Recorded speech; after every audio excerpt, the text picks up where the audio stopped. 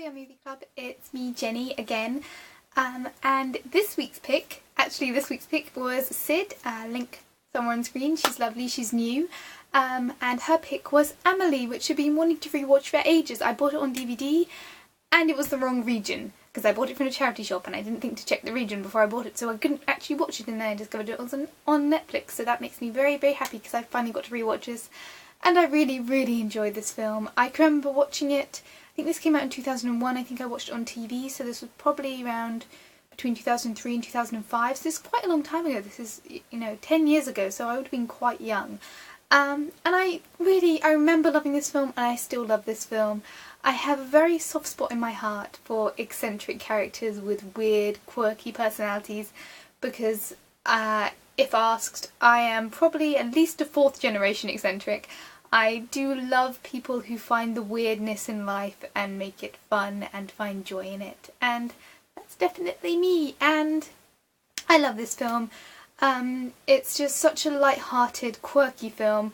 I think probably the only film that I could compare it to in terms of characters is Mary and Max, because these characters all have very interesting, very quirky lives and very quirky personalities, each of them having their own vices and their own interesting ways of dealing with life, and it's a really nice, fun character piece. It's very light-hearted, it's romantic in the right places, and I really enjoy it in terms of characters. I think Audrey Tautou does a beautiful job in this. She's just got such an expressive face, and physically she's able to pull off this character, and I love it all. Obviously this is a French film, so its dialogue is all in French, so if you don't like subtitles you may not like this film. It's also quite long.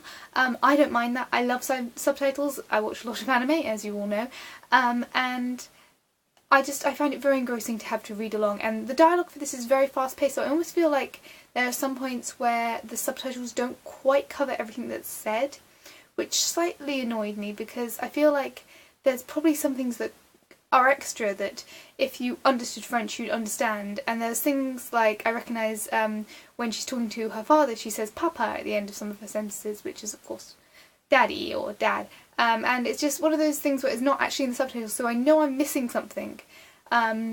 But it didn't hinder my enjoyment. It's just one of those things that I feel like I could enjoy it more if the subtitles could fully expand upon how quick the dialogue is and get every single point. But, that's just my fault for not learning French young enough.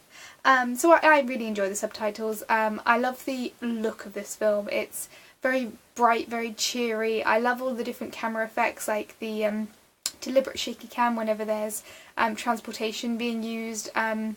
They turn up the contrast really, really harshly during the first sequence involving Amelie as a little girl, and she's doing all her little toy things and all her little playing around, so it feels very disjointed in a nice way. And then throughout the film the colour palette is very, very specific. It's very green yellows with kind of dull pinks, and that creates a very kind of cool but cosy feeling. It feels very familiar. It feels enough abstract that it's not reality, but it doesn't quite go into full-blown bright colours. It feels wonderfully muted in a sort of way that I can really appreciate, especially as you're going from the point of view of Amelie's perspective, and she really does see this world in this incredible way.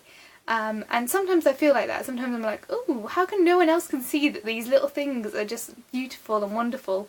And similarly Nico has this really similar sort of level of consciousness, so you can tell these two people, even though for the majority of this film, when you actually realise that there's a romance connection, they don't actually spend any time together. In fact, they only have one sequence together, and that is completely with no dialogue, and all the rest of it is phone calls and looking at each other from across rooms and that sort of thing.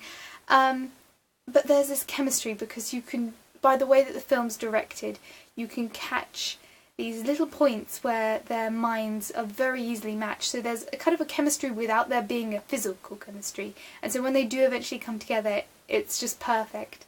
I got a really weird Emma-like feel from this, and I think that's partially because there's several plot points that remind me of Emma, Jane Austen's Emma, particularly the introverted father character and just the way that she matchmakes. But there's also one of the musical themes that comes in here. I was like, where do I recognise this tune from? And it's from, I think it's the 2009 adaptation of Emma, starring Romana Gauri. And I was like, I recognise this song, where do I recognise it from? And I think it's from that adaptation. So it has that cross feeling. And I think, you know, Amelie came before, so they sold the music on to Emma, but I just found it really nice. So I really love the style, the visual style, the way they've used camera work and colours. I really love the music and the dialogue. It's very quick and snappy and very smart. I love these characters, and I can't wait to re-buy the DVD in the right region so I can actually watch it on DVD. But I did really enjoy this film, so thank you, Sid, so much for letting us watch this again. It's a great recommendation. I really, really enjoyed it. If you're wondering why I'm filming in front of my DVD stack instead of my usual desk, it's because my room is a mess. It could be because of artistic design, but it's not. It's just because I don't want to show you the state of my floor currently. And if you're wondering, I am more or less sober now. So, yay! And I don't know who's picking next week's movie, but they're probably on screen and they're probably awesome. Anyway, feel free to comment, follow the hashtag, blah blah blah blah, you know the drill by now.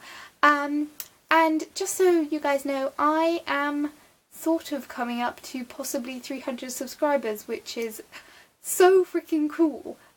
So I'm going to do a challenge, and I'm going to be putting it out to each of my YouTube type groups. But if you have any suggestions for what you want me to do for my challenge, put it in the comments, because that'll be fun. And if you don't want to do that, wait till my next video, because when I next bring out a video I'll probably make the same request. But yay! Oh my god, 300 of you! That's terrifying and amazing. So thank you for sticking around, and I'm going to stop filming now. Bye guys.